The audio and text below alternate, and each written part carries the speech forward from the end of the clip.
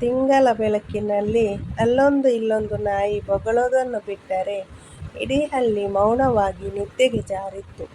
ಆದರೆ ಮಹೇಶನ ಹೆಂಡತಿ ಕೀರ್ತಿಗೆ ಮಧ್ಯರಾತ್ರಿ 1 ಗಂಟೆಯಾದರೂ ನಿದ್ದೆ ಬರಲಿಲ್ಲ. ಆ ಕಡೆ ಈ ಕಡೆ ಒದ್ದಾಡುತ್ತಾ ನಿದ್ದೆಗೆ ಎಷ್ಟು ಪ್ರಯತ್ನಿಸಿದರೂ ನಿದ್ದೆ ಹತ್ತಲೇ ಇಲ್ಲ. ಪಕ್ಕದಲ್ಲಿ 2 ಮಕ್ಕಳು ಯಾವುದೇ ಯೋಚನೆ ಇಲ್ಲದೆ ನೆಮ್ಮದಿಯಿಂದ ಮಲಗಿದ್ದರು. ಗಂಡ ಮಹೇಶ್ ಅಲ್ಲೆಲ್ಲೋ ಹೊರಗಡೆ ಹಾಕಿದ್ದ ಸಿಂಗಲ್ ಕಾಟ್ ಮೇಲೆ ಮಲಗಿಕೊಂಡಿದ್ದ. 2 ಮಕ್ಕಳಾದ ನಂತರ ಅವನಿಗೆ ಹೆಂಡತಿಯ ಜೊತೆ ಮಲಗಬೇಕು ಅಂತ ಆಸೆಯೇ ಇರಲಿಲ್ಲ. ಕೀರ್ತಿ ಈ ಮನೆಗೆ ಸೊಸೆಯಾಗಿ ಬಂದು ಈಗಾಗಲೇ 6 ವರ್ಷ ಕಳೆದಿತ್ತು. ಮದುವೆಯಾಗಿ ಗಂಡನ ಮನೆಗೆ ಕಾಲಿಟ್ಟ ಅವಳು ಮತ್ತೆ ಯಾವತ್ತೂ ತವರು ಮನೆ ಕಡೆಗೆ ಹೋಗಲೇ ಇಲ್ಲ. ಅವಳು ಹೋಗಿಲ್ಲ ಅನ್ನೋದಕ್ಕಿಂತ ಗಂಡನ ಮನೆಯವರು ಯಾವತ್ತೂ ಅವಳನ್ನು ತವರು ಮನೆಗೆ ಕಳುಹಿಸಲು ಮನಸ್ಸು ಮಾಡಲೇ ಇಲ್ಲ. ಜೊತೆಗೆ ಗಂಡನೂ ಕೂಡ. ಕೀರ್ತಿ ಶಾಂತ ಸ್ವಭಾವದವಳು. ಯಾವತ್ತೂ ಗಂಡನಿಗಾಗಲಿ ಅಥವಾ ಅತ್ತೆ ಮಾವನಿಗೆ ಎದುರು ನಿಂತು ಮಾತನಾಡಿದವಳಲ್ಲ. ಮದುವೆಯ ಬಳಿಕ ಅವಳ ಎಲ್ಲ ಆಸೆ ಆಕಾಂಕ್ಷೆಗಳಿಗೆ ಬೆಂಕಿ ಇಟ್ಟುಕೊಂಡಿದ್ದಲ್ಲದೆ ಕೊನೆಗೆ ತವರು ಮನೆಯ ವ್ಯಾಮೋಹವನ್ನು ತನ್ನೊಳಗೆ ಸುಟ್ಟು ಹಾಕಿ ಕಟುಕನ ಮನೆಯ ಕುರಿಯಂತೆ ಬದುಕುತ್ತಿದ್ದಳು. ಈಗ ಅವಳು ಬದಲಾಗಿದ್ದಾಳೆ. ಕಾರಣವೇನೆಂದರೆ ಕೆಲವು ದಿನಗಳ ಹಿಂದೆಯಷ್ಟೇ ಅವಳ ಬದುಕಿನಲ್ಲಿ ನಡೆದ ಜಾತ್ರೆಯ ಘಟನೆ. ಕೀರ್ತಿ ಅವರ ತಂದೆ ತಾಯಿಗೆ ಕೊನೆಯ ಮಗಳು. ಅವರ ತಂದೆ ಮಾದಪ್ಪನಿಗೆ 3 ಜನ ಹೆಣ್ಣು ಮಕ್ಕಳಾದರೆ ಒಬ್ಬ ಗಂಡು ಮಗ. ಹಳ್ಳಿಯಲ್ಲಿ ಬೆಳೆದಿದ್ದರೂ ಕೀರ್ತಿ PUC ತನಕ ಓದಿದ್ದಳು. ಮುಂದೆ ಓದುವುದಕ್ಕೆ ಮನಸ್ಸಿದ್ದರೂ ಊರಿನಲ್ಲಿ ಕಾಲೇಜಿನ ವ್ಯವಸ್ಥೆ ಇರದೆ ವಿದ್ಯಾಭ್ಯಾಸವನ್ನು ಅಲ್ಲಿಗೆ ನಿಲ್ಲಿಸಬೇಕಾಯಿತು. ಹಾಗಂತ ಅವಳು ಸುಮ್ಮನೆ ಕೂರದೆ ಊರಿನ ಪಂಚಾಯಿತಿ ಕಡೆಯಿಂದ ಉಚಿತವಾಗಿ ಹೊಲಿಗೆ ಯಂತ್ರದ ತರಬೇತಿಯನ್ನು ಕಲಿತುಕೊಂಡಳು. ತನ್ನ ಗುಣನಡತೆ, ಶಾಂತ ಸ್ವಭಾವದಿಂದ ಎಲ್ಲರಿಗೂ ಅವಳು ತುಂಬ ಅಚ್ಚುಮೆಚ್ಚಾಗಿದ್ದಳು. ಊರಿನ ಹೆಚ್ಚಿನ ಮಹಿಳೆಯರು ಅವಳ ಬಳಿ ಬಟ್ಟೆಯನ್ನು ಹೊಲಿಸಿಕೊಳ್ಳುವುದಕ್ಕೆ ಬರುತ್ತಿದ್ದರು. ಇಲ್ಲಿಯವರೆಗೆ ಯಾರೊಂದಿಗೂ ಅವಳು ಜೋರು ಧ್ವನಿಯಲ್ಲಿ ಮಾತನಾಡಿದ್ದೇ ಇಲ್ಲ. ಎಲ್ಲಾದರೂ ಜಗಳ ಅಂತ ಬಂದರೆ ಅದರಿಂದ ಸ್ವಲ್ಪ ದೂರನೇ ಇರಲು ಇಷ್ಟಪಡುತ್ತಿದ್ದಳು. ಕೀರ್ತಿ ಅಪ್ಪನ ಮುದ್ದಿನ ಮಗಳಾಗಿದ್ದು ತಂದೆ ತಾಯಿ, ಅಕ್ಕ ಹಾಗೂ ಅಣ್ಣನ ಜೊತೆ ಸಲಿಗೆಯಿಂದ ನಗುನಗುತ್ತಾ ಸಂತೋಷವಾಗಿ ಬೆಳೆದವಳು. ಮಾದಪ್ಪ ಅಂತ ಶ್ರೀಮಂತನೇನೂ ಅಲ್ಲ. ಹಿಂದಿನ ಕಾಲದವರ ಬಳುವಳಿಯಾಗಿ ಬಂದಿದ್ದ ಜಮೀನಿನಲ್ಲಿ ವ್ಯವಸಾಯ ಮಾಡಿಕೊಂಡು ಹಸು ಕರು ಸಾಕಿ ತೆಂಗಿನಕಾಯಿ ವ್ಯಾಪಾರ ಮಾಡಿ ನ್ಯಾಯಯುತವಾಗಿ ಜೀವನ ಸಾಗಿಸುತ್ತಿದ್ದವನು. ಅವರಿಗಿದ್ದ ಒಬ್ಬ ಮಗ ಜಗ್ಗ ಕೂಡ ವ್ಯವಸಾಯದಲ್ಲಿ ಅಪ್ಪನಿಗೆ ಸಹಾಯ ಮಾಡಿಕೊಂಡಿದ್ದ. ಅವನದು ಕೂಡ PUC ಮುಗಿದಿತ್ತು. ಮುಂದೆ ಓದಬೇಕು ಅಂತ ಆಸೆ ಇದ್ದಿದ್ದರೆ ಮಾದಪ್ಪ ಸಿಟಿಗೆ ಕಳುಹಿಸಿ ಸಾಲ ಸೂಲ ಮಾಡಿಯಾದರೂ ಮಗನಿಗೆ ಓದಿಸಲು ರೆಡಿಯಾಗಿದ್ದರು. ಆದರೆ ಮಗ ಓದಿನ ಕಡೆ ಹೆಚ್ಚು ಆಸಕ್ತಿ ತೋರದೆ ವ್ಯವಸಾಯದ ಕಡೆ ಕೈಚಾಚಿದ. ಆದ್ದರಿಂದ ಮಾದಪ್ಪನವರು ಕೂಡ ಅವರಿಗೆ ಏನು ಇಷ್ಟ ಆಗುತ್ತೋ ಅದನ್ನೇ ಮಾಡಲಿ ಎನ್ನುವಂತೆ ಹೆಚ್ಚು ತಲೆಕೆಡಿಸಿಕೊಳ್ಳಲಿಲ್ಲ. ಇನ್ನು ಬೆಳೆದು ನಿಂತ ಹೆಣ್ಣು ಮಕ್ಕಳನ್ನು ಹಾಗೆಯೇ ಮನೆಯಲ್ಲಿಟ್ಟುಕೊಳ್ಳಕ್ಕೆ ಆಗಲ್ಲ. ಇವತ್ತಲ್ಲ ನಾಳೆ ಮದುವೆ ಮಾಡಿ ಕಳಿಸಿಕೊಡಲೇಬೇಕು ಎಂದು ತನ್ನ ಹಿರಿಯ ಮಗಳಿಗೆ 21 ವರ್ಷ ಆಗುತ್ತಿದ್ದಂತೆಯೇ ಸಂಬಂಧ ಹುಡುಕಲು ಶುರು ಮಾಡಿದರು. ಆಗ ಸಿಕ್ಕವನು ಪ್ರದೀಪ. ಬೆಂಗಳೂರಿನಲ್ಲಿ ಅವನು ಕಾಲೇಜ್ ಲೆಕ್ಚರರ್ ಆಗಿದ್ದರೂ ಕೂಡ ಒಂದು ಚೂರು ಅಹಂ ಇಲ್ಲದೆ ಹಳ್ಳಿ ಹುಡುಗಿಯನ್ನು ಮದುವೆಯಾಗಲು ಒಪ್ಪಿಕೊಳ್ಳುತ್ತಾನೆ. ಮಾದಪ್ಪನವರು ತನ್ನ ಹಿರಿಮಗಳ ಮದುವೆಯನ್ನು ಶಕ್ತಿ ಮೀರಿ ನಡೆಸುತ್ತಾರೆ. ಯಾಕೆಂದರೆ ಹುಡುಗ ಮೊದಲೇ ಶ್ರೀಮಂತ. ಮುಂದೆ ಹೋದ ಮನೆಯಲ್ಲಿ ಮಗಳಿಗೆ ಯಾವುದೇ ತೊಂದರೆ ಆಗಬಾರದು, ಯಾರೂ ಕೂಡ ಗತಿಯಿಲ್ಲದವರ ಮನೆಯಿಂದ ಮದುವೆಯಾಗಿ ಬಂದಿರುವುದು ಎಂಬ ಮಾತುಗಳನ್ನು ಆಡಬಾರದು ಎಂಬ ಕಾರಣಕ್ಕೆ ತಮ್ಮ ಶಕ್ತಿ ಮೀರಿ ಹುಡುಗನಿಗೆ ವರದಕ್ಷಿಣೆ ಕೊಟ್ಟು ಮದುವೆ ಮಾಡಿದರು. ಮದುವೆಯ ಬಳಿಕ ದೊಡ್ಡ ಮಗಳು ಬೆಂಗಳೂರು ಸೇರಿದಳು. ಹಬ್ಬ ಹರಿದಿನ ಇದ್ದಾಗ ವರ್ಷಕ್ಕೊಂದು 2 ಬಾರಿ ಬಂದು ಹೋಗುತ್ತಿದ್ದಳು. ಇನ್ನು ಎರಡನೆಯವಳು ಕವನ ಅಕ್ಕನ ಮದುವೆಯಾದ ಕೂಡಲೇ ಅವಳು ಕೂಡ ಇನ್ಸ್ಟಾಗ್ರಾಂನಲ್ಲಿ ಪರಿಚಯವಾದ ದರ್ಶನ್ ಎಂಬ ಹುಡುಗನ ಇಷ್ಟಪಡುತ್ತಿದ್ದೇನೆ ಎಂದು ತಂದೆಗೆ ಹೇಳುತ್ತಾಳೆ. ಆ ಮಾತನ್ನು ಕೇಳಿ ಮಾದಪ್ಪನವರ ಸಿಟ್ಟು ನೆತ್ತಿಗೇರಿತು. ಮೊದಲೇ ಹಳ್ಳಿಯ ಜನ ಪ್ರೀತಿ ಪ್ರೇಮ ಅಂದರೆ ಮಾರುದ್ದ ಓಡಿ ಹೋಗುವಂತಹವರು. ಅಂಥದ್ದರಲ್ಲಿ ಗೊತ್ತು ಗುರಿ ಇಲ್ಲದ ಯಾವುದೋ ದೂರದ ರಾಜ್ಯದಲ್ಲಿರುವ ಬೇರೆ ಜಾತಿಯ ಹುಡುಗನಿಗೆ ತಮ್ಮ ಮಗಳನ್ನು ಕೊಡಲು ಮಾದಪ್ಪನವರಿಗೆ ಎಳ್ಳಷ್ಟು ಇಷ್ಟ ಇರಲಿಲ್ಲ.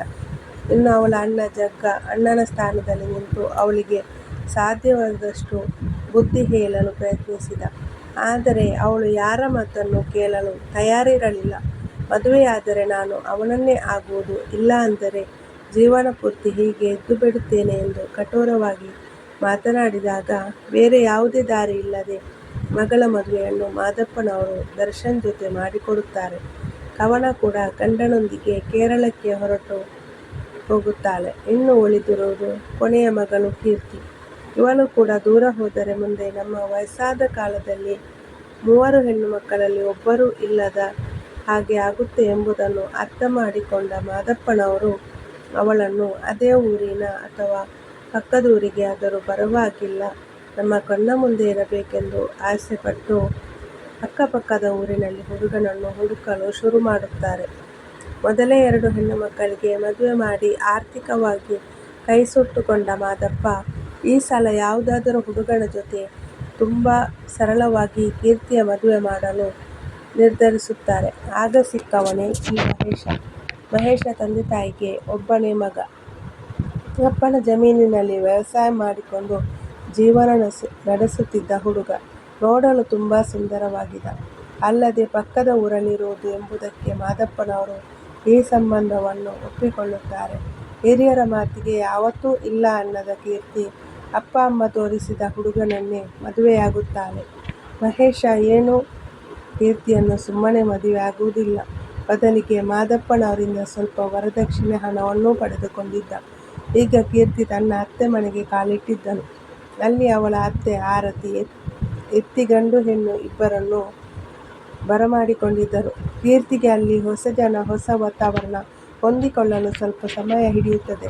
ಆದರೆ ಕೀರ್ತಿ ಕಾಲಿಟ್ಟ ಒಂದೇ ತಿಂಗಳಿಗೆ ಅತ್ತೆ ಮಾವ ಗಂಡನ ನಾನಾ ರೂಪಗಳ ಪ್ರದರ್ಶನವಾಗಿದ್ದವು. ಕೀರ್ತಿ ತನ್ನ ತವರು ಮನೆಯಲ್ಲಿ ಎಲ್ಲರ ನೆಚ್ಚಿನ ಹುಡುಗಿಯಾಗಿ ಬೆಳೆದಿದ್ದವಳು. ಗಂಡನ ಮನೆಗೆ ಬಂದ ನಂತರ ಅವಳು ಅಕ್ಷರಶಃ ತುಂಬ ನಲುಗಿ ಹೋಗಿದ್ದಳು. ಮುಂದೆ ಹೋಗುತ್ತಾ ಸರಿ ಹೋಗಬಹುದೆಂಬ ಆಸೆಯಿಂದ ದಿನಗಳನ್ನು ಕಳೆಯುತ್ತಿದ್ದಳು. ಯಾವುದೇ ಕೆಲಸ ಎಷ್ಟೇ ಅಚ್ಚುಕಟ್ಟಾಗಿ ಮಾಡಿದರೂ ಅತ್ತೆಯ ಕೊಂಕು ಮಾತುಗಳು ಮಾತ್ರ ತಪ್ಪುತ್ತಿರಲಿಲ್ಲ. ಒಂದು ದಿನ ಬೆಳಗ್ಗೆ ಏಳುವುದು ಸ್ವಲ್ಪ ತಡವಾದರೂ ಅಡುಗೆ ಮನೆಯಲ್ಲಿ ಪಾತ್ರೆಗಳ ಶಬ್ದ ಜೋರಾಗಿ ಕೇಳಿಸುತ್ತಿತ್ತು. ಪಾಪ ಅವಳು ಭಯದಿಂದಲೇ ಎದ್ದು ಅಡುಗೆ ಮನೆಗೆ ಓಡಿ ಬರುತ್ತಿದ್ದಳು. ಆದರೂ ಸಮಾಧಾನವಿಲ್ಲದ ಅತ್ತೆ ಮಡಿ ಮೈಲಿಗೆ ಸ್ನಾನ ಮುಗಿಸಿ ಅಡುಗೆ ಮನೆ ಕಾಲಿಡಬೇಕೆಂದು ಆರ್ಡರ್ ಮಾಡುತ್ತಿದ್ದರು. ಬೆಳಗ್ಗೆ ಹೊತ್ತಲ್ಲಿ ತಣ್ಣೀರಿನ ಸ್ನಾನ ಮೈ ನಡುಗಿಸುತ್ತಿದ್ದರೂ ತಣ್ಣೀರಿನಲ್ಲಿಯೇ ಸ್ನಾನ ಮಾಡಬೇಕಿತ್ತು. ಸ್ವಲ್ಪ ಉಗುರ ಬೆಚ್ಚಗೆ ಕೂಡ ನೀರನ್ನು ಬಿಸಿ ಮಾಡಿಕೊಳ್ಳುವಂತಿರಲಿಲ್ಲ. ಅದರಲ್ಲೂ ಕೂಡ ಎಷ್ಟೇ ಸಮಯದಲ್ಲಿ ಸ್ನಾನ ಮಾಡಬೇಕೆಂದೆಲ್ಲ ಅವಳ ಅತ್ತೆ ತಾಕೀತು ಮಾಡುತ್ತಿದ್ದಳು. ಕೀರ್ತಿ ಹೀಗೆ ಆ ಮನೆಯಲ್ಲಿ 1-2 ಪಡಬಾರದ ಅವಸ್ಥೆ ಪಡುತ್ತಿದ್ದಳು. ಅಷ್ಟೇ ಅಲ್ಲದೆ ದಿನ ಬೆಳಗಾದರೆ ತನ್ನ ತವರು ಮನೆಯವರನ್ನು ಹೀಯಾಳಿಸಿ ಕೆಟ್ಟದಾಗಿ ಮಾತನಾಡುವ ಚಾಳಿಯನ್ನು ಶುರು ಹಚ್ಚಿಕೊಂಡಿದ್ದರು ಅವಳ ಅತ್ತೆ. ಮನಸ್ಸಿಗೆ ತೀವ್ರವಾಗಿ ನೋವಾದರೂ ಏನನ್ನೂ ತೋರಿಸಿಕೊಳ್ಳದೆ ಎಲ್ಲವನ್ನೂ ಒಳಗೆ ಇಟ್ಟುಕೊಂಡು ನೋವು ತಿನ್ನುತ್ತಿದ್ದಳು ಕೀರ್ತಿ. ಆಗ ಅವಳ ಅತ್ತೆ, ನನಗೆ ಇದ್ದವನು ಒಬ್ಬನೇ ಮಗ. ಅವನಿಗೆ ಏನು ಕಡಿಮೆಯಾಗಿತ್ತು? ಚೆನ್ನಾಗಿ ಓದು ಕೂಡ ಮುಗಿಸಿದ್ದ. ನೋಡೋಕ್ಕೂ ಕಟ್ಟುಮಸ್ತಾಗಿದ್ದಾನೆ. ವ್ಯವಸಾಯ ಅಂತ ಬಂದರೆ ಕತ್ತೆ ದುಡಿದ ಹಾಗೆ ದುಡಿತಾನೆ. ಬೇರೆಯವರಾಗಿದ್ದರೆ ಲಕ್ಷ ವರದಕ್ಷಿಣೆ ಕೊಟ್ಟು ಇಂತಹ ಅಳಿಯನನ್ನು ಪಡೆಯುವುದಕ್ಕೆ ಪುಣ್ಯ ಮಾಡಿದ್ದೆವು ಅಂತ ಕಾಲು ತೊಳೆದು ಪೂಜೆ ಮಾಡುತ್ತಿದ್ದರು. ಇಲ್ಲಿ ನೋಡಿದರೆ ನಿನ್ನಂಥವಳನ್ನು ಮದುವೆಯಾಗವನೆ. ಎಷ್ಟೇ ಅಳೆದು ತೂಗಿದರೂ 3 ಕಾಸಿಗೆ ಪ್ರಯೋಜನ ಇಲ್ಲದ ಹುಡುಗಿ ನೀನು. ನಿನಗೆ ಸರಿಯಾಗಿ ಒಂದು ಮನೆ ಕೆಲಸನೂ ಬರಲ್ಲ ಎಂದು ಚುಚ್ಚಿ ಮಾತನಾಡುತ್ತಿದ್ದರು. ಹೀಗೆ ಮನೆಯಲ್ಲಿ ಎಲ್ಲರೂ ಅವಳನ್ನು ಹೀಯಾಳಿಸಿ ಮಾತನಾಡುವವರಿದ್ದರು. ಇನ್ನು ಕೀರ್ತಿಯ ಅತ್ತೆಯ ಮನೆಯಲ್ಲಿ ಹಸುಗಳನ್ನು ನೋಡಿಕೊಂಡು ಅವುಗಳಿಗೆ ಬೇಕು ಬೇಡಗಳನ್ನು ನೋಡಿಕೊಳ್ಳಲು ಒಬ್ಬ ಆಳು ಇದ್ದ. ಇತ್ತೀಚೆಗೆ ಅವರ ಅತ್ತೆ ಅವನನ್ನು ಕೆಲಸದಿಂದ ಬಿಡಿಸಿ ಆ ಕೆಲಸವನ್ನು ಕೂಡ ಕೀರ್ತಿಯ ತಲೆಗೆ ಕಟ್ಟಿದ್ದರು. ಕೀರ್ತಿ ಹಳ್ಳಿಯಲ್ಲಿ ಹುಟ್ಟಿದ್ದರೂ ಕೂಡ ಪಾಪ ಯಾವತ್ತೂ ಈ ಕೆಲಸ ಎಲ್ಲ ಮಾಡಿ ಅಭ್ಯಾಸ ಇಲ್ಲದಿದ್ದರಿಂದ ಮೊದಲು ಸ್ವಲ್ಪ ಭಯಗೊಂಡಳು. ಕ್ರಮೇಣ ಅದಕ್ಕೂ ಅವಳು ಹೊಂದಿಕೊಂಡು ಹೋದಳು. ಮೊದಲನೆಯ ಬಾರಿ ಅವಳು ಹಾಲು ಕರೆಯುವುದಕ್ಕೆ ಹೋದಾಗ ಹಸು ಕೀರ್ತಿಗೆ ಒದ್ದು ಅವಳು ಕೆಳಗೆ ಬಿದ್ದಿದ್ದಳು. ಅತ್ತೆ ಅವಳನ್ನು ನೋಡಿ ಜೋರಾಗಿ ನಗಾಡುತ್ತಿದ್ದರು. ಇನ್ನು ಕಟ್ಟಿಕೊಂಡ ಗಂಡ ಒಂದು ದಿನವೂ ಅವಳನ್ನು ಹೆಂಡತಿಯನ್ನಾಗಿ ನೋಡಲಿಲ್ಲ. ಬರೀ ಆಕೆಯನ್ನು ಈ ಮನೆ ಕೆಲಸದವಳಂತೆ ನಡೆಸಿಕೊಳ್ಳುತ್ತಿದ್ದ. ಅವಳ ಕಷ್ಟ ಸುಖ ಯಾವುದೂ ಗಂಡ ಎಂಬ ವ್ಯಕ್ತಿಗೆ ಬೇಕಾಗಿರಲಿಲ್ಲ. ಬರೀ ಹೆಂಡತಿ ಎಂದರೆ ದೇಹ ಸುಖ ನೀಡುವ ವಸ್ತು ಎಂದು ಭಾವಿಸಿದ್ದ. ಮದುವೆಯಾದಾಗಿನಿಂದ ಇಲ್ಲಿಯವರೆಗೂ ಒಂದು ಪ್ರೀತಿಯ ಮಾತಾಗಲಿ, ಅವಳನ್ನು ಅರ್ಥ ಮಾಡಿಕೊಳ್ಳುವುದಾಗಲಿ ಅಥವಾ ಅವಳ ಬೇಕು ಬೇಡಗಳನ್ನು ತಿಳಿಯುವ ಪ್ರಯತ್ನಕ್ಕೂ ಹೋಗಲಿಲ್ಲ. ಅಮ್ಮ ಅಮ್ಮ ಎಂದು ಕೇವಲ ತಾಯಿಯ ಹಿಂದೆ ಸೆರಗು ಹಿಡಿದುಕೊಂಡು ಸುತ್ತುತ್ತಿದ್ದ. ಅಮ್ಮನ ಮಾತೆಂದರೆ ಅವನಿಗೆ ವೇದವಾಕ್ಯ. ಅದನ್ನೇ ಬಂಡವಾಳ ಮಾಡಿಕೊಂಡ ತಾಯಿ ಕೂಡ ಮಗ ಕೆಲಸ ಮುಗಿಸಿ ಸಂಜೆ ಮನೆಗೆ ಬರುವಷ್ಟರಲ್ಲಿ ಏನಾದರೂ ಕ್ಯಾತೆ ತೆಗೆದು ಗಂಡ ಹೆಂಡತಿಯ ನಡುವೆ ಜಗಳವನ್ನು ತಂದಿಕ್ಕುತ್ತಿದ್ದರು. ಬೆಕ್ಕಿಗೆ ಚೆಲ್ಲಾಟ, ಇಲಿಗೆ ಪ್ರಾಣ ಸಂಕಟ ಎನ್ನುವಂತೆ ಅತ್ತೆ ಮಾಡುವ ಕಿತಾಪತಿಗಳಿಗೆಲ್ಲ ಗಂಡನ ಕೈಯಿಂದ ಹೊಡೆತ ತಿನ್ನುತ್ತಿದ್ದಳು. ಕೀರ್ತಿ ತನ್ನ ತಪ್ಪೇನೂ ಇಲ್ಲ ಅಂದರೂ ಅದನ್ನು ಕಿವಿಗೆ ಹಾಕಿಕೊಳ್ಳದ ಮಹೇಶ ಅವಳನ್ನು ದನಕ್ಕೆ ಬಾರಿಸುವಂತೆ ಬಾರಿಸುತ್ತಿದ್ದ. ಮಾಡೋದೆಲ್ಲ ಮಾಡಿ ಗಂಡ ಹೆಂಡತಿಯ ಜಗಳ ಬಿಡಿಸೋಕೆ ಬರುವ ನಾಟಕ ಆಡಿ ಮಗನ ಎದುರು ತಾಯಿ ಒಳ್ಳೆಯವರಂತೆ ನಾಟಕ ಮಾಡುತ್ತಿದ್ದರು. ಈ ರೀತಿ ವಿಷ ಕಾರುವುದೆಂದರೆ ಮಗನಿಗೆ ಮದುವೆಯಾದರೂ ಯಾಕೆ ಮಾಡಿಸಿದರು? ಮುಂಚೆನೇ ಎಲ್ಲ ಮಾತುಕತೆ ನಡೆಸಿ ಮದುವೆಗೆ ಒಪ್ಪಿಗೆ ಸೂಚಿಸಿದ್ದು ಇವರೇ ತಾನೇ. ಹಾಗಿರುವಾಗ ಮತ್ತ್ಯಾಕೆ ಈ ಥರ ನನ್ನ ಮೇಲೆ ಕತ್ತಿ ಮಸೆಯುತ್ತಿದ್ದಾರೆ? ನನ್ನನ್ನು ನಾಯಿಗಿಂತ ಕೀಳಾಗಿ ನೋಡಿ ತಾಯಿ ಮಗ ಖುಷಿಯಿಂದ ಇರೋದನ್ನು ನೋಡಿ ಕೀರ್ತಿ ಹೊಟ್ಟೆಯಲ್ಲಿ ಸಂಕಟವಾಗುತ್ತಿತ್ತು. ನಾನೂ ಇವರಲ್ಲಿ ಒಬ್ಬಳಾಗಲು ಅವಕಾಶವೇ ಇಲ್ಲವಾ ಎಂದು ಯಾವಾಗಲೂ ದುಃಖಿಸುತ್ತಿದ್ದನು. ಒಂದು ದಿನ ಮಹೇಶ ತುಂಬಾನೇ ಖುಷಿಯಿಂದ ಮನೆಗೆ ಬಂದ. ಕೀರ್ತಿಯ ಜೊತೆಗೂ ಚೆನ್ನಾಗಿ ಮಾತನಾಡಿದ. ಮದುವೆಯಾಗಿ 4 ತಿಂಗಳಲ್ಲಿ ಇದೇ ಮೊದಲ ಬಾರಿಗೆ ಕೀರ್ತಿ ಅವನ ಕಣ್ಣಲ್ಲಿ ಅವಳಿಗಾಗಿ ಪ್ರೀತಿಯನ್ನು ನೋಡಿದಳು. ಇದೇ ಸರಿಯಾದ ಸಮಯ. ಪ್ರತಿದಿನ ಅತ್ತೆ ಬಾಯಲ್ಲಿ ಕೆಟ್ಟ ಮಾತುಗಳನ್ನು ಕೇಳುವ ಬದಲು ನಾವು ತೋಟದ ಮನೆಯಲ್ಲಿ ಇರೋಣ ಎಂದು ಗಂಡನಿಗೆ ನಿಧಾನವಾಗಿ ಹೇಳಿದಳು. ಆಗ ಮಹೇಶ, ಏನೇ ಕತ್ತೆ, ಒಂದೆರಡು ದಿನ ನಿನ್ನ ಜೊತೆ ಪ್ರೀತಿಯಿಂದ ಮಾತನಾಡಿದ್ದಕ್ಕೆ ಬೇರೆ ಹೋಗೋಣ ಅಂತ ಹೇಳುತ್ತಿದ್ದೀಯಾ? ತಂದೆ ತಾಯಿನ ಬಿಟ್ಟು ಬಿಡು ಅಂತ ಕೇಳುತ್ತಿದ್ದೀಯಾ ಎಂದು ಕೆನ್ನೆಗೆ ಬಾರಿಸತೊಡಗಿದ. ಅಸಲಿಗೆ ಒಂದೇ ದಿನಕ್ಕೆ ಅವನಿಗೆ ಪ್ರೀತಿ ಹುಟ್ಟಿದ್ದು ಅವಳ ಮೇಲೆ ಅಲ್ಲ, ಅವಳಲ್ಲಿದ್ದ ಕಿವಿಯ ಓಲೆ ಹಾಗೂ ಮಾಂಗಲ್ಯದ ಚಿನ್ನದ ಸರದ ಮೇಲೆ. ತಾಯಿ ಮಗ ಅದನ್ನು ಅವಳಿಂದ ಕಿತ್ತುಕೊಳ್ಳಲು ಪ್ರೀತಿಯ ನಾಟಕ ಮಾಡಿದ್ದರು. ಆದ್ದರಿಂದ ಅವಳು ತುಂಬ ದುಃಖಕ್ಕೊಳಗಾದಳು. ಮನೆಯವರೆಲ್ಲ ಒಂದಾದರೆ ಕೀರ್ತಿ ಒಂಟಿಯಾಗಿ ದಿನ ಕಳೆಯುತ್ತಿದ್ದಳು. ವರದಕ್ಷಿಣೆ ಹೇಗೂ ಕಡಿಮೆಯಾಯಿತು. ಅವಳ ಬಂಗಾರ ಮಾರಿಯಾದರೂ ಹಣದ ದಾಹವನ್ನು ತೀರಿಸಿಕೊಳ್ಳೋಣ ಅಂತ ಉಪಾಯ ಮಾಡಿದ್ದರು. ಆದರೆ ಕೀರ್ತಿ ತನ್ನಲ್ಲಿದ್ದ ಒಡವೆನ ಅವರ ಕೈಗೆ ಸಿಗದ ಹಾಗೆ ಬಚ್ಚಿಟ್ಟಳು. ಇದರಿಂದ ಮಹೇಶ ಮತ್ತಷ್ಟು ಉಗ್ರರೂಪ ತಾಳಿದ. ಹೊಡೆದು ಬಡಿದು ಅವಳ ದೇಹಕ್ಕೆ ಗಾಯವನ್ನು ಮಾಡಿದ. ಅವನ ವರ್ತನೆಯಿಂದ ಅವಳ ಹೃದಯ ಚೂರು ಚೂರಾಗಿ ಒಡೆದು ಹೋಗಿತ್ತು. ಇತ್ತ ಕೀರ್ತಿ ತಂದೆ ತಾಯಿ ಮದುವೆಯಾಗಿ 4 ತಿಂಗಳು ಕಳೆದರೂ ಮಗಳು ಅಳಿಯ ಒಂದು ಸಲ ಮನೆಗೆ ಬಾರದಿದ್ದರಿಂದ ಮಾದಪ್ಪನವರು ಹೇಗೂ ಬರುವ ತಿಂಗಳು ಯುಗಾದಿ ಹಬ್ಬ ಇದೆ, ಮಗಳು ಅಳಿಯನನ್ನು ಹಬ್ಬಕ್ಕೆ ಕರೆದು ಬರೋಣ, ಜೊತೆಗೆ ಮಗಳನ್ನು ನೋಡಿದ ಹಾಗೆ ಆಗುತ್ತೆ ಎಂದು ಹೆಂಡತಿಯನ್ನು ಕರೆದುಕೊಂಡು ಬೀಗರ ಮನೆಗೆ ಬರುತ್ತಾರೆ. ಆ ಸಮಯದಲ್ಲಿ ಮಹೇಶ ಮನೆಯಲ್ಲಿ ಇರಲ್ಲ. ಕೀರ್ತಿಯ ತಂದೆ ತಾಯಿ ಬರುವುದನ್ನು ದೂರದಿಂದಲೇ ನೋಡಿದ ಅವಳ ಅತ್ತೆ ಸೊಸೆಯನ್ನು ಒಂದು ರೂಮಿನಲ್ಲಿ ಕೂಡಿಹಾಕಿ ಉಸಿರು ಹೊರಗಡೆ ಕೇಳಿಸಿದರೆ ನಾಳೆಗೆ ತುಂಡು ಮಾಡಿ ಬಿಡುತ್ತೇನೆ ಎಂದು ಹೆದರಿಸಿ ಕೂರಿಸಿದ್ದರು. ಮುಖ ಸಿಂಗರಿಸಿಕೊಂಡು ಬೀಗರನ್ನು ಬರಮಾಡಿಕೊಳ್ಳುತ್ತಾರೆ. ಮಗಳನ್ನು ಕೇಳಿದ ಮಾದಪ್ಪ, ಅದು ಅವಳು ಮಹೇಶನ ಜೊತೆ ಸಂತಿಗೆ ಹೋಗಿದ್ದಾಳೆ, ಬರೋದು ಸಾಯಂಕಾಲ ಆಗಬಹುದು, ನೀವೇನು ಇಲ್ಲಿಯ ತನಕ ಬಂದಿದ್ದು ಎಂದು ಪ್ರಶ್ನಿಸಿದಾಗ ಮಾದಪ್ಪ, ಅದು ಮಕ್ಕಳು ಮದುವೆಯಾದ ಮೇಲೆ ಒಂದು ಸಲಾನೂ ಮನೆ ಕಡೆ ಬರಲಿಲ್ಲ, ಅದಕ್ಕೆ ಈ ಸಲ ಹಬ್ಬಕ್ಕಾದರೂ ಬಂದು ಹೋಗಲಿ ಎಂದು ಕರೆಯುವುದಕ್ಕೆ ಬಂದೆ ಎಂದು ಹೇಳಿದರು. ಸರಿ, ಹಾಗಾದರೆ ನಾನು ಈ ವಿಷಯನ ಅವರಿಗೆ ಹೇಳುತ್ತೀನಿ. ಅವರು ಬರುವ ತನಕ ಇಲ್ಲೇ ಇದ್ದರೆ ನಿಮಗೂ ಕಷ್ಟವಾಗಬಹುದು, ಹೊರಡಿ ಎನ್ನುವಂತೆ ಅವರ ಮಾತಿನ ಅರ್ಥವಾಗಿತ್ತು. ದೂರದಿಂದ ಬಂದವರಿಗೆ ಒಂದು ಲೋಟ ಕಾಫಿ ಬೇಕಾ ಅಂತಾನೂ ಕೇಳಲಿಲ್ಲ. ಕೊನೆ ಪಕ್ಷ ಒಂದು ಲೋಟ ನೀರಿಗೂ ಬರ ಎಂಬಂತೆ ಮಾದಪ್ಪ ದಂಪತಿಗಳನ್ನು ಮನೆ ಕಡೆ ಹಿಂದಿರುಗಿದರು. ಇತ್ತ ಮನೆಗೆ ಬಂದ ತಂದೆ ತಾಯಿಯನ್ನು ಮಾತನಾಡಿಸಲಾಗದ ಕೀರ್ತಿ ರೂಮಿನಲ್ಲಿ ಕುಳಿತು ಕಣ್ಣೀರಿಡುತ್ತಿದ್ದಳು. ಯುಗಾದಿ ಹಬ್ಬ ಹತ್ತಿರ ಬರುತ್ತಿದ್ದಂತೆ ತವರಿಗೆ ಹೋಗುವ ಆಸೆಯನ್ನು ವ್ಯಕ್ತಪಡಿಸಿದ ಕೀರ್ತಿಯ ದೇಹದ ಮೇಲೆ ಬರೆ ಬಿದ್ದಿತ್ತು. ಇತ್ತ ಕೀರ್ತಿ ತಂದೆ ತಾಯಿ ಹಬ್ಬಕ್ಕೆ ಮನೆಗೆ ಬರುತ್ತಾರೆಂಬ ನಂಬಿಕೆಯಲ್ಲಿ ಮನೆಯಲ್ಲಿ ಹಬ್ಬದ ಊಟ ತಯಾರಿ ಮಾಡಿದ್ದರು. ಮಗಳು ಅಳಿಯನ ಪತ್ತೆ ಇರಲಿಲ್ಲ. ಮಗಳನ್ನು ನೋಡಲಾಗದೆ ತಂದೆ ತಾಯಿ ಅಣ್ಣ ಕೂಡ ಸಂಕಟ ಪಡುತ್ತಿದ್ದರು. ಕೊನೆಗೆ ಮಾದಪ್ಪನವರೇ ಅಳಿಯಂದಿರು ಕೆಲಸದಲ್ಲಿ ಬಿಸಿ ಇರಬಹುದು ಅಥವಾ ಆರೋಗ್ಯದಲ್ಲಿ ಏನಾದರೂ ತೊಂದರೆ ಆಗಿರಬೇಕು ಎಂದು ಹೆಂಡತಿಗೆ ಸಮಾಧಾನ ಮಾಡುತ್ತಾರೆ. ಮಾರನೇ ದಿನ ಮಾದಪ್ಪನವರು ಬೆಳಗ್ಗೆ ಎದ್ದು ಮಗಳ ಮನೆ ಕಡೆ ಹೊರಟರು. ಆದರೆ ಅಲ್ಲಿ ಅವರಿಗೊಂದು ದೊಡ್ಡ ಆಘಾತ ಕಾದಿತ್ತು. ಮುದ್ದಿನಿಂದ ಗಿಣಿಮರಿಯಂತೆ ಸಾಕಿದ ಮಗಳಿಗೆ ಅಳಿಯ ಮನಬಂದಂತೆ ಥಳಿಸುತ್ತಿದ್ದ. ಅಲ್ಲದೆ ಅವನ ತಂದೆ-ತಾಯಿ ಕೂಡ ನಾವ್ಯಾರಿಗೂ ಕಮ್ಮಿಯಿಲ್ಲ ಎನ್ನುವಂತೆ ಸೊಸೆಗೆ ಹೀನಾಯವಾಗಿ ಬೈಯುತ್ತಿದ್ದರು. ಅದೇ ಸಮಯಕ್ಕೆ ಮಾದಪ್ಪನವರು ಮಗಳ ಮನೆಗೆ ಹೋದರು. ಮಾವನನ್ನು ನೋಡಿದ ಮಹೇಶ, "ಏನು ಮಾವ, ಇಲ್ಲಿವರೆಗೂ ಬಂದಿದ್ದೀರಾ" ಎಂದು ಕೇಳಿದ. ಆಗ ಮಾದಪ್ಪನವರು, "ಹಬ್ಬಕ್ಕೆ ಯಾಕೆ ಬಂದಿಲ್ಲ? ಮನೆಯಲ್ಲಿ ಏನಾದರೂ ತೊಂದರೆಯಾಗಿದೆಯಾ ಅಂತ ನೋಡೋಕೆ ಬಂದೆ.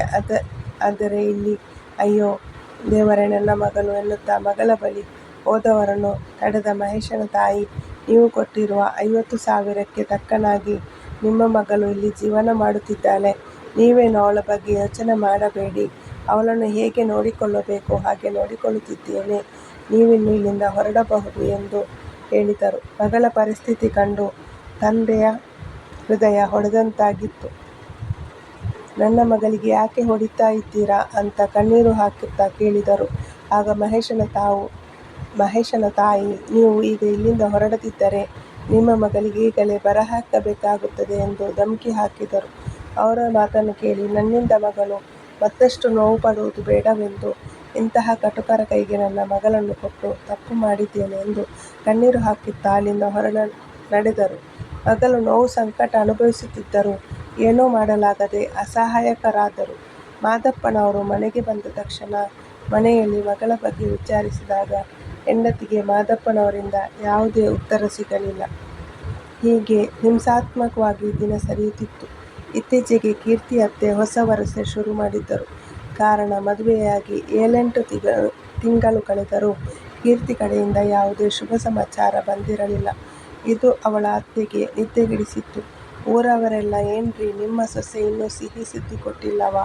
ನಿಮ್ಮ ಪಕ್ಕದ ಮನೆಯ ವೆಂಕಟೇಗೌಡರ ಸೊಸೆ ಮದುವೆಯಾಗಿ 3 ತಿಂಗಳಿಗೆ ಗರ್ಭಿಣಿಯಾಗಿದ್ದಾಳೆ" ಎಂಬ ಸುದ್ದಿ ಕಿವಿಗೆ ಬೀಳುತ್ತಿದ್ದಂತೆ ಆ ವಿಷಯವಾಗಿ ನಿತ್ಯ ಕೀರ್ತಿಗೆ ಹಿಂಸೆ ಕೊಡುತ್ತಿದ್ದರು.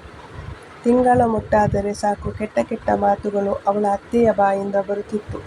ಎಲ್ಲ ಸರಿಯಾಗಿದ್ದರೂ ಈ ಕಾಲದಲ್ಲಿ ಗರ್ಭಿಣಿಯಾಗುವುದು ಕಷ್ಟ. ಹಾಗಿರುವಾಗ ಪ್ರತಿದಿನ ಚುಚ್ಚು ಮಾತು ಹೊಡೆಯುತ್ತಾ, "ಚಿಂತೆ ಇದ್ದರೆ ಗರ್ಭಿಣಿಯಾಗಲು ಹೇಗೆ ಸಾಧ್ಯ" ಎಂದು ಕೀರ್ತಿ ಕೊರಗುತ್ತಿದ್ದಳು.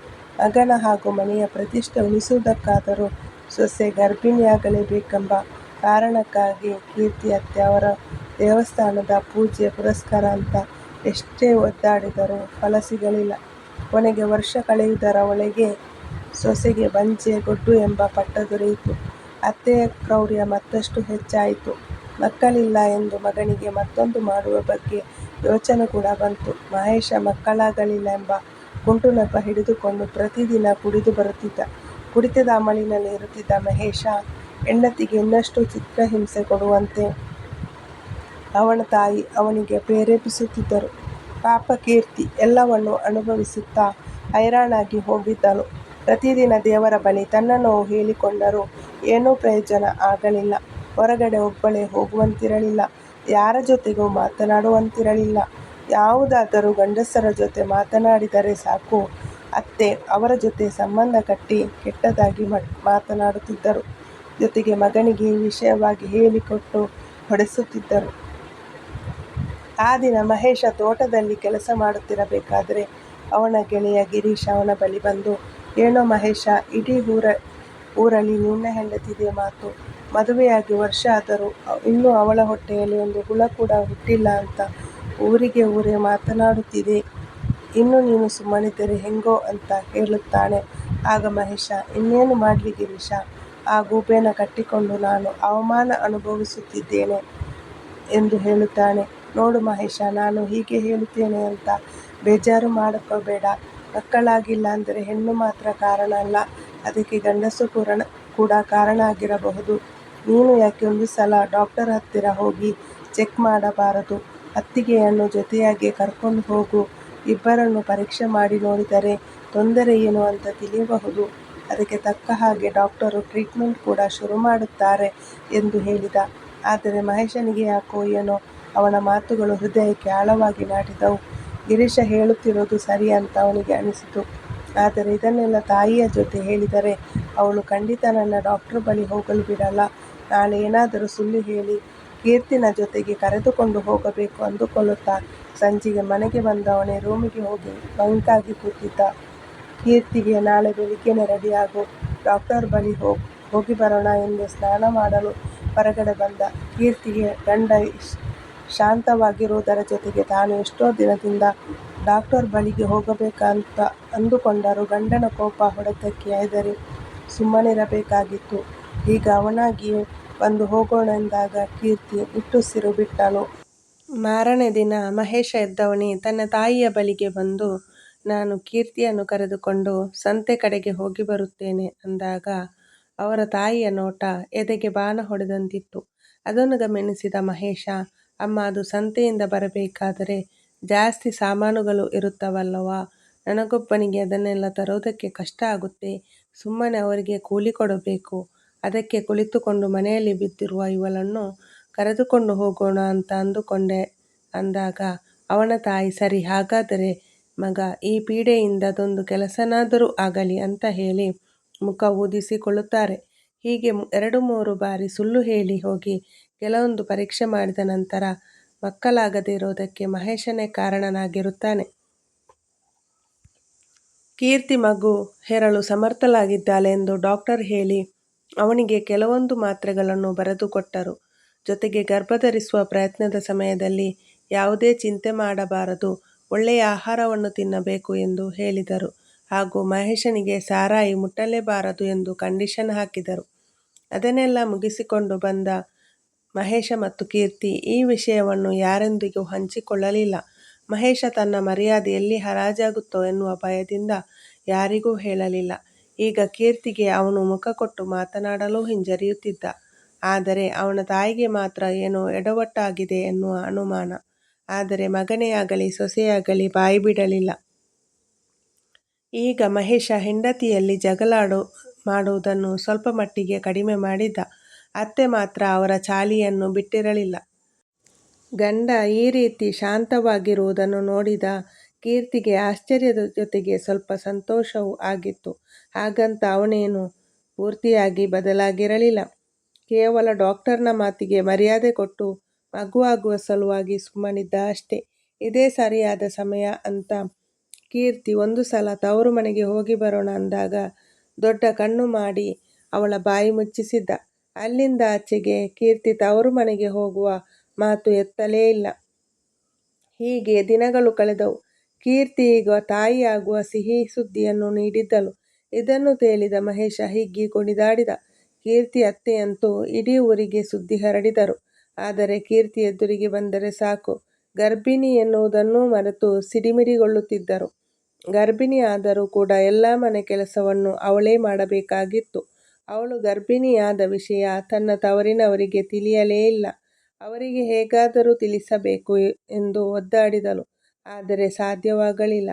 ಹೀಗೆ 6 ತಿಂಗಳು ಕಳೆದು ಸೀಮಂತ ಶಾಸ್ತ್ರಕ್ಕೆ ದಿನ ನಿಗದಿಪಡಿಸಿದಾಗ ಗಂಡನಲ್ಲಿ ಕಾಡಿಬೇಡಿ ತವರು ಮನೆಯವರನ್ನು ಸೀಮಂತಕ್ಕೆ ಕರೆಯುವಂತೆ ಬೇಡಿಕೊಂಡಳು. ಆಗ ಅವನು ಸರಿ ಎಂದು ಮಾವನಿಗೆ ಒಂದು ಪತ್ರ ಬರೆದ. ನಿಮ್ಮ ಮಗಳು ಗರ್ಭಿಣಿಯಾಗಿದ್ದಾಳೆ. ಬರುವ ಶುಕ್ರವಾರ ಅವಳ ಸೀಮಂತ ಶಾಸ್ತ್ರ ನಡೆಯುತ್ತದೆ. ನೀವು ಬರಬೇಕಾದರೆ ಮಗಳಿಗೆ 1 ತೊಲ ಬಂಗಾರ ತರಬೇಕು. ಇಲ್ಲಾಂದರೆ ಸೀಮಂತಕ್ಕೆ ಬರುವ ಅವಶ್ಯಕತೆ ಇಲ್ಲ. ಅಷ್ಟೇ ಅಲ್ಲ, ಅವಳನ್ನು ಬಾಣಂತನೆಗೆ ತವರಿನ ಮನೆಗೆ ಕಳಿಸುವುದಿಲ್ಲ ಎಂದು ಕೆಟ್ಟದಾಗಿ ಬರೆದಿದ್ದ. ಮಾದಪ್ಪನಿಗೆ ಕೊನೆಗೂ ಮಗಳು ಬಸುರಿಯಾದದ್ದು ಸಂತೋಷವಾಯಿತು. ದೇವರು ಕೊನೆಗೂ ಕಣ್ಣು ಬಿಟ್ಟ. ಇನ್ನಾದರೂ ಅವಳು ಸಂತೋಷವಾಗಿರಲಿ ಎಂದು ಹಾರೈಸಿದರು. ಆದರೆ ಅಳಿಯನ ದುರಹಂಕಾರದ ಪತ್ರ ಓದಿ ನಿರಾಶೆಯಾಯಿತು. ಹೋದರೆ ಹೋಗಲಿ, ಅಳಿಯನ ದಾಹ ಹಸಿರಿಸೋಣ ಎಂದು 3 ಹೆಣ್ಣು ಮಕ್ಕಳಿಗೆ ಮದುವೆ ಮಾಡಿ ಮುಗಿಸುವಷ್ಟರಲ್ಲಿ ಮಾದಪ್ಪನವರು ಸೋತು ಸುಣ್ಣವಾಗಿದ್ದರು. ಇನ್ನು 1 ತೊಲ ಬಂಗಾರ ಕೊಡುವುದು ಎಲ್ಲಿಂದ ಎಂದು ಮಾದಪ್ಪನವರು ಯೋಚಿಸುತ್ತಿದ್ದಾಗ ಅವರ ಪತ್ನಿ ಹಾಗೂ ಮಗ ಮುಂದೆ ಕೊಡುತ್ತೇವೆ ಅಂತ ಹೇಳಿ ಈಗ ಸೀಮಂತ ಕಾರ್ಯ ಮುಗಿಸಿ ಕೀರ್ತಿಯನ್ನು ಮನೆಗೆ ಕರೆದುಕೊಂಡು ಬರೋಣ ಎಂದು ಹೇಳಿದರು. ಸರಿ ಎಂದು ಎಲ್ಲರೂ ಸೀಮಂತದ ದಿನ ಅಳಿಯನ ಮನೆಗೆ ಬರುತ್ತಾರೆ. ಆದರೆ ಮಹೇಶ ಮಾತ್ರ ಬಂಗಾರ ತರಲಿಲ್ಲವೆಂದು ಜಗಳವಾಡಿ ಅವರನ್ನು ಅತ್ತೆ ಮಾವ ಅಂತಾನೂ ನೋಡದೆ ಮನೆಯಿಂದ ಹೊರಹಾಕಿದ. ಅಪ್ಪ ಮಗಳು ಎಷ್ಟೇ ಕಾಡಿ ಬೇಡಿದರೂ ಗಂಡ ಅತ್ತೆಯ ಮನಸ್ಸು ಕರಗಲಿಲ್ಲ. ಮಾದಪ್ಪ ಮಗಳು ನೆಮ್ಮದಿಯಿಂದ ಇರಲೆಂದು ಅಲ್ಲಿಂದ ಕುಟುಂಬ ಸಮೇತ ಹಿಂತಿರುಗಿದರು. ಕೀರ್ತಿ ತನ್ನ ತವರಿನವರಿಗೆ ಆದ ಅವಮಾನದಿಂದ ತುಂಬ ನೊಂದುಕೊಂಡಳು. ತನಗೆಷ್ಟೇ ಕಷ್ಟ ಕೊಟ್ಟಿದ್ದರೂ ಅದನ್ನು ಇಷ್ಟು ವರ್ಷದಿಂದ ಸಹಿಸಿಕೊಂಡಿದ್ದಳು. ಆದರೆ ತನ್ನವರಿಗಾದ ಅವಮಾನ ಅವಳನ್ನು ಪ್ರತಿದಿನ ಕೊಲ್ಲುತ್ತಿತ್ತು. ಬದುಕಿನ ಸ್ವಾರಸ್ಯವನ್ನು ಕಳೆದುಕೊಂಡಳು. ಅವಳ ಬಾಳು ಕಟುಕನ ಕೈಗೆ ಸಿಕ್ಕ ಕುರಿಯಂತಾಗಿತ್ತು. ಮುಂದೆ ಮಗು ಹುಟ್ಟಿದ ಮೇಲೆ ಆದರೂ ತನ್ನ ಬದುಕು ಬದಲಾಗಬಹುದೆಂಬ ಕೊನೆಯ ನಿರೀಕ್ಷೆಯಲ್ಲಿ ದಿನದೂಡುತ್ತಿದ್ದಳು. ಮುಂದೆ ಅವಳು ಒಂದು ಗಂಡು ಮಗುವಿಗೆ ಜನ್ಮ ಕೊಟ್ಟಳು. ಆದರೆ ಅವಳ ಬಾಳಲ್ಲಿ ಮಾತ್ರ ಯಾವುದೇ ಬದಲಾವಣೆ ಆಗಲಿಲ್ಲ. ಮಗುವಿಗೆ ವರ್ಷ ತುಂಬುವುದರ ಒಳಗೆ ಮತ್ತೊಮ್ಮೆ ಗರ್ಭ ಧರಿಸಿದಳು. ಮೊದಲ ಮಗುವಿನ ತೊದಲ ನುಡಿಯ ಖುಷಿಯಲ್ಲಿರಬೇಕಾದರೆ ಎರಡನೆಯ ಮಗು ಕೈ ಸೇರಿತು. ಆ ಮಗು ಹೆಣ್ಣಾಗಿತ್ತು. ಕೀರ್ತಿ ಅತ್ತೆ ಆ ಎರಡು ಮಕ್ಕಳ ನಡುವೆ ತಾರತಮ್ಯ ಮಾಡುವುದನ್ನು ಶುರುಹಚ್ಚಿಕೊಂಡಿದ್ದರು. ಗಂಡು ಮಕ್ಕಳೆಂದರೆ ನಮ್ಮ ದೇಶದ ನಮ್ಮ ಸಂಪತ್ತು ಹೆಚ್ಚಾಗುವುದು. ಅದೇ ಹೆಣ್ಣು ಹುಟ್ಟಿದ ಮನೆಗೆ ಪಾರ ಎಂಬಂತೆ ಆ ಪುಟ್ಟ ಹೆಣ್ಣು ಮಗುವನ್ನು ನಿರ್ಲಕ್ಷ್ಯ ಮಾಡುತ್ತಿದ್ದರು. ಎರಡು ಮಕ್ಕಳಾದರೂ ಕೀರ್ತಿಗೆ ತವರಿಗೆ ಹೋಗುವ ಭಾಗ್ಯ ಇರಲಿಲ್ಲ. ಮೊಮ್ಮಕ್ಕಳನ್ನು ನೋಡಲು ಆಸೆಯಿಂದ ಬಂದ ಕೀರ್ತಿಯ ತಂದೆ ತಾಯಿಯನ್ನು ಹೊಸ್ತಿಲು ದಾಟಲು ಕೂಡ ಬಿಡಲಿಲ್ಲ ಕೀರ್ತಿಯ ಅತ್ತೆ. ತವರಿನ ನೆನಪು ಕಣ್ಣೀರ ಕೋಡಿ ಹರಿಸಿತು. ಕೈದಿಯಂತೆ ಬದುಕು ಸವೆಯುತ್ತಿತ್ತು. ಯಾರಿಗೋಸ್ಕರ ಯಾತಕ್ಕೋಸ್ಕರ ಬದುಕುವುದು ಎಂಬ ಮನಸ್ಥಿತಿಯಲ್ಲಿ ಕಾಲ ಕಳೆಯುತ್ತಿದ್ದಳು ಕೀರ್ತಿ. ಹಾಗಿರುವಾಗ ಸುತ್ತಮುತ್ತಲು ಸೇರಿ ನಡೆಸುವ ಸಿದ್ಧಲಿಂಗೇಶ್ವರ ಜಾತ್ರೆಗೆ ಮನೆಯವರೆಲ್ಲ ಹೊರಟಿದ್ದರು. ಊರಿನವರೆಲ್ಲ ಏನಂದುಕೊಳ್ಳುತ್ತಾರೋ ಏನೋ ಎಂದು ಕೀರ್ತಿಯನ್ನು ಎಷ್ಟೋ ವರ್ಷಗಳ ನಂತರ ಮನೆಯಿಂದ ಹೊರಗೆ ಕರೆದುಕೊಂಡು ಹೋಗಿದ್ದರು. ದೇವರ ದರ್ಶನ ಪಡೆಯುತ್ತಾ ಹೊರಬಂದು ಸಂತೆ ತಿರುಗುತ್ತಿದ್ದವಳಿಗೆ ತನ್ನ ಅಪ್ಪ ಅಮ್ಮ ಅಣ್ಣ ಕಣ್ಣಿಗೆ ಬೀಳುತ್ತಾರೆ. ಮಕ್ಕಳನ್ನು ಎಳೆದುಕೊಂಡು ಅವರ ಬಳಿ ಇನ್ನೇನು ಹೋಗಬೇಕು ಅನ್ನುವಷ್ಟರಲ್ಲಿ ಕೀರ್ತಿ ಅತ್ತೆ ತನ್ನ ಸೊಸೆಯ ಕೈ ಹಿಡಿದು ಎಲ್ಲೇ ಹೋಗ್ತಾ ಇದ್ದೀಯಾ ಎಂದು ಕೋಪದಿಂದ ಕೇಳುತ್ತಾರೆ. ಆಗ ಕೀರ್ತಿ ಅತ್ತೆ ಅಲ್ಲಿ ನನ್ನ ತಂದೆ ತಾಯಿ ಅಣ್ಣ ಎಲ್ಲ ಇದ್ದಾರೆ, ಹೋಗಿ ಮಾತನಾಡಿಸಿಕೊಂಡು ಬರುತ್ತೇನೆ ಎಂದಾಗ, ಓಹೋ, ಆ ಪೀಡೆಗಳು ಇಲ್ಲಿಗೂ ಒಕ್ಕರಿಸಿದ್ದಾರಾ? ಏನೂ ಬೇಕಾಗಿಲ್ಲ, ನೀನೇನಾದರೂ ಅಲ್ಲಿಗೆ ಹೋದರೆ ಕಬ್ಬಿನ ಕಾಯಿಸಬೇಕಾಗುತ್ತದೆ ಅಷ್ಟೇ ಎಂದು ಗದರಿದಳು. ಅಜ್ಜಿಯ ಗದರಿದ ಮುಖವನ್ನು ನೋಡಿ ಮೊಮ್ಮಕ್ಕಳು ಹೆದರಿಕೊಂಡು ಅಮ್ಮನನ್ನು ಗಟ್ಟಿಯಾಗಿ ತಬ್ಬಿಕೊಂಡು ಅಳೋಕೆ ಶುರು ಮಾಡಿದರು. ಮಹೇಶ ಕೂಡ ಹೆಂಡತಿಯನ್ನು ಕೆಕ್ಕರಿಸಿಕೊಂಡು ನೋಡುತ್ತಿದ್ದ. ಕಣ್ಣೆದುರಿಗೆ ಇದ್ದರೂ ತವರು ಮನೆಯವರನ್ನು ಮಾತನಾಡಿಸಲು ಆಗದೆ ಕೀರ್ತಿ ಕಣ್ಣೀರು ಹಾಕಿದಳು. ಅವಳು ನೋಡುತ್ತಿದ್ದಂತೆ ಅಪ್ಪ ಅಮ್ಮ ಅಣ್ಣ ಬಸ್ಸು ಹತ್ತಿ ಹೊರಟೇ ಬಿಟ್ಟರು. ಕೀರ್ತಿ ಮನೆ ಬಂದಾಗಿನಿಂದ ಇದೇ ವಿಷಯಕ್ಕೆ ಕೊರಗುತ್ತಿದ್ದಳು. ರಾತ್ರಿ ಮಲಗಿದ್ದರೂ ನಿದ್ದೆ ಬರುತ್ತಿರಲಿಲ್ಲ. ಇನ್ನೆಷ್ಟು ವರ್ಷ ಈ ವನವಾಸ? ತವರನ್ನು ಮರೆಯುವುದು ಅಷ್ಟೊಂದು ಸುಲಭವೇ?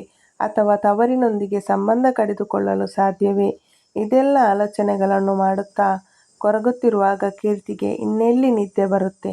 ಆದರೆ ಅವಳು ಆಗಲೇ ಒಂದು ಗಟ್ಟಿ ನಿರ್ಧಾರಕ್ಕೆ ಬಂದಳು. ನಾನು ಇದರಿಂದ ಹೊರಗೆ ಬರಲೇಬೇಕು.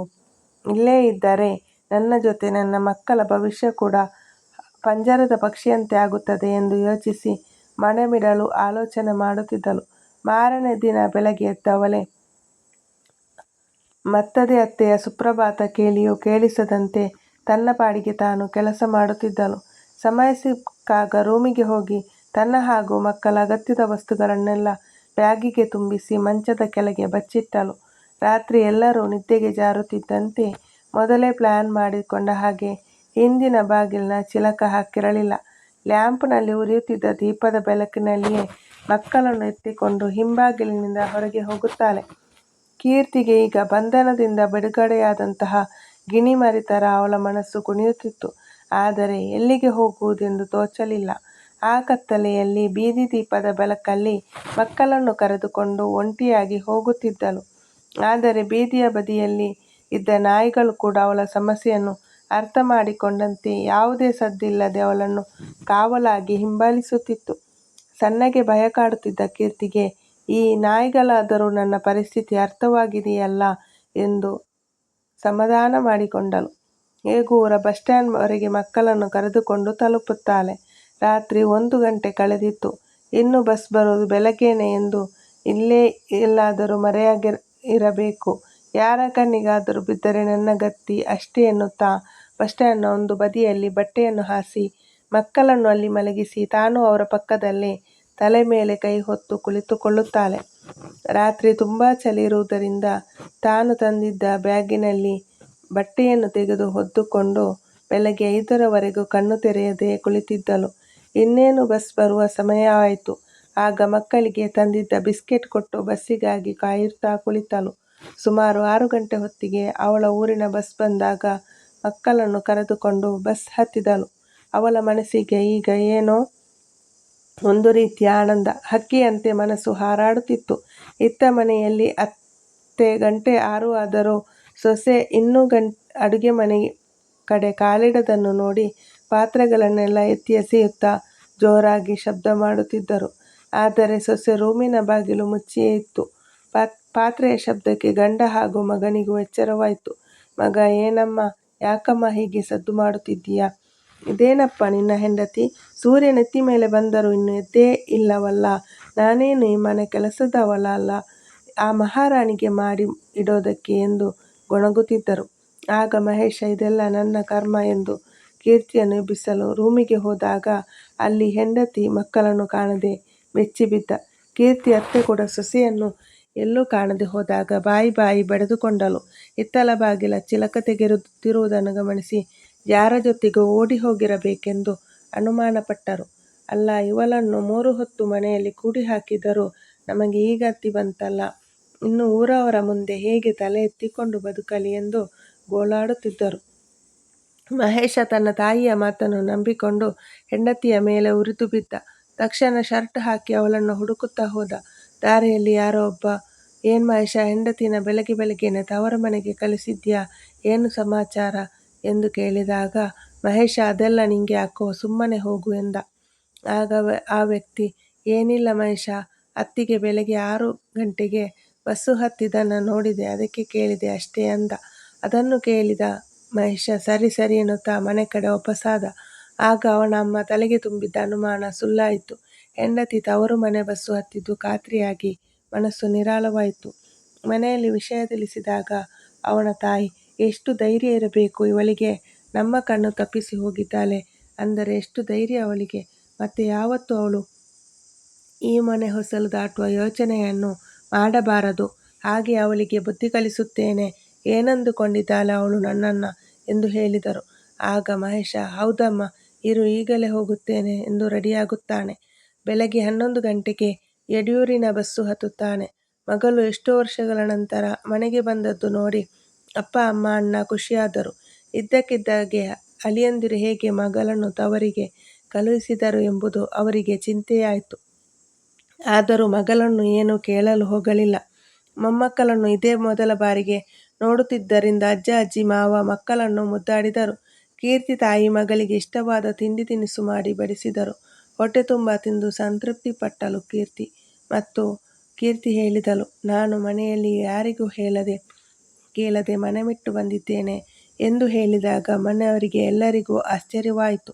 ಇನ್ನು ಮುಂದೆ ನನ್ನ ಜೀವನದಲ್ಲಿ ಏನೇ ಆದರೂ ಎದುರಿಸಿ ನಿಲ್ಲುತ್ತೇನೆ, ಆದರೆ ಆ ಮನೆಗೆ ಯಾವತ್ತೂ ಹೋಗುವುದಿಲ್ಲ. ನನ್ನ ಜೀವನ ಹೇಗಿದ್ದರೂ ಮೋರಬಟ್ಟೆಯಾಗಿದೆ. ನನ್ನ ಮಕ್ಕಳ ಜೀವನ ಆದರೂ ಚೆನ್ನಾಗಿರಲಿ, ಅವರ ಜೀವನವೂ ಕೂಡ ನನ್ನ ಹಾಗೆ ಹಾಳಾಗಬಾರದು ಎಂದು ನಾನು ಈ ನಿರ್ಧಾರ ತೆಗೆದುಕೊಂಡೆ ಎಂದು ಹೇಳಿದಳು. ಮಗಳ ನಿರ್ಧಾರ ಮನೆಯವರಿಗೂ ಸರಿ ಎನಿಸಿತು. ಕಟುಕರ ಕೈಯಲ್ಲಿ ನಲುಗುವ ಬದಲು ಮಗಳು ನಮ್ಮ ಕಣ್ಣ ಮುಂದೆ ಇದ್ದರೆ ಎಷ್ಟೋ ವಾಸಿ ಎಂದು ಮಾದಪ್ಪನವರು ನಿಟ್ಟುಸಿರು ಬಿಡುತ್ತಾರೆ. ಇನ್ನೇನು ಮಧ್ಯಾಹ್ನದ ಊಟಕ್ಕೆ ತಾಯಿ ತಯಾರು ಮಾಡುತ್ತಿದ್ದರು. ಅಷ್ಟರಲ್ಲಿ ಮಹೇಶ ಕೋಪದಿಂದ ಅವನ ಮನೆಗೆ ಬಂದ. ಮದುವೆಯ ನಂತರ ಇದೇ ಮೊದಲ ಬಾರಿಗೆ ಅವರ ಮನೆಗೆ ಬಂದಿದ್ದ. ಅವನನ್ನು ಮಾವ ಹಾಗೂ ಬಾಮೈದ ಪ್ರೀತಿಯಿಂದಲೇ ಸ್ವಾಗತಿಸಿದರು. ಆದರೆ ಮಹೇಶ ಮಾತ್ರ ಹಾವಿನಂತೆ ಬುಸುಗುಟ್ಟುತ್ತಾ ಕೀರ್ತಿಯನ್ನು ಮನೆಯೆಲ್ಲ ಹುಡುಕುತ್ತಿದ್ದ. ಕೊನೆಗೆ ಕೈಗೆ ಸಿಕ್ಕವಳಿಗೆ ಕಪಾಳ ಮೋಕ್ಷ ಮಾಡಿ ಕೈ ಹಿಡಿದು ಅವಳನ್ನು ಕರೆದುಕೊಂಡು ಹೋಗಲು ನೋಡಿದಾಗ ಇನ್ನೇನು ಅಪ್ಪ, ಅಣ್ಣ ಅವನನ್ನು ತಡೆಯಬೇಕು ಅನ್ನುವಷ್ಟರಲ್ಲಿ ಅವನಿಂದ ಕೈ ಬಿಡಿಸಿಕೊಂಡ ಕೀರ್ತಿ ಜೋರಾಗಿ ತನ್ನ ಗಂಡನ ಕೆನ್ನೆಗೆ ರಪ್ಪನೆ ಬಾರಿಸಿದಳು. ಹೊಡೆತದ ರಭಸಕ್ಕೆ ಮಹೇಶನಿಗೆ ಕೆನ್ನೆ ಕೆಂಪಾಯಿತು. ಅಪ್ಪ, ಅಮ್ಮ ಮಗಳ ರೌದ್ರಾವತಾರಕ್ಕೆ ಮುಖ ನೋಡಿಕೊಂಡರು. ಮಹೇಶ ಅಂತೂ ಅಕ್ಷರಶಃ ದಂಗಾಗಿದ್ದ. ಇಲಿಯಂತೆ ಇದ್ದವಳು ಇಂದು ಹುಲಿಯಾಗಿ ಕಂಡಳು ಅವನಿಗೆ. ಇನ್ನೊಂದು ಸಲ ಏನಾದರೂ ನನ್ನ ಮುಟ್ಟೋಕೆ ಬಂದರೆ ಕೈ ಮುರಿದು ಹಾಕುತ್ತೇನೆ. ಇನ್ಯಾವತ್ತೂ ನಿನ್ನ ಈ ಹೊಲಸು ಮುಖನ ತೋರಿಸಬೇಡ. ಹಾಗೆ ಆ ನಿನ್ನ ಅಮ್ಮನಿಗೆ ಹೇಳು. ನಿನ್ನ ಸೊಸೆ ಈಗ ಮುದುರಿದ ಗುಬ್ಬಿಯಲ್ಲ, ಕೆರಳಿದ ಸಿಂಹಿಣಿ ಎಂದು. ಇಷ್ಟು ವರ್ಷ ಮನೆ, ಮರ್ಯಾದೆ, ಮಕ್ಕಳು, ಭವಿಷ್ಯ ಅಂತ ಎಲ್ಲನೂ ಸಹಿಸಿಕೊಂಡು ಬಂದೆ. ಆದರೆ ಇನ್ನು ಮುಂದೆ ಸುಮ್ಮನಿರುವುದಿಲ್ಲ. ನೀವು ಸುಮ್ಮನಿದ್ದರೆ ಸರಿ. ನನ್ನ ತಂಟೆಗೆ ಏನಾದರೂ ಬಂದರೆ ತಾಯಿ ಮಗನ ಗ್ರಹಚಾರ ನೆಟ್ಟಗಿರಲ್ಲ ಅಷ್ಟೇ ಎಂದು ಗುಡುಗಿದಳು. ಮಹೇಶ ಅವಳ ಗದರಿಕೆಗೆ ಮಂಕಾದ. ಹೆಂಡತಿಯ ಕೈಯಿಂದ ಪೆಟ್ಟು ತಿಂದು ಅವಮಾನಕ್ಕೊಳಗಾಗಿ ಅಲ್ಲಿಂದ ಪೆಚ್ಚುಮೋರೆ ಹಾಕಿ ಹೊರಟ. ಇನ್ನೇನು ನನ್ನ ಮಗ ಸೊಸೆಯ ಜುಟ್ಟು ಹಿಡಿದುಕೊಂಡು ಎಳೆದುಕೊಂಡು ಬರುತ್ತಾನೆಂದು ಕಾದು ಕೂತಿದ್ದ ಮಹೇಶನ ತಾಯಿಗೆ ಎಲ್ಲ ಉಲ್ಟಾ ಹೊಡೆದಿತ್ತು. ಮಗನೇ ಸೊಸೆಯ ಕೈಯಿಂದ ಪೆಟ್ಟು ತಿಂದು ಬಂದ ಎಂಬ ವಿಷಯ ತಿಳಿದು ಅವಳಿಗೆ ಶಪಿಸುತ್ತಾ ಮಗನಿಗೆ ಸಮಾಧಾನ ಮಾಡಿದರು. ಇಷ್ಟು ವರ್ಷ ಆರಾಮವಾಗಿ ಕೂತು ಸೊಸೆಯನ್ನು ಮನೆಯ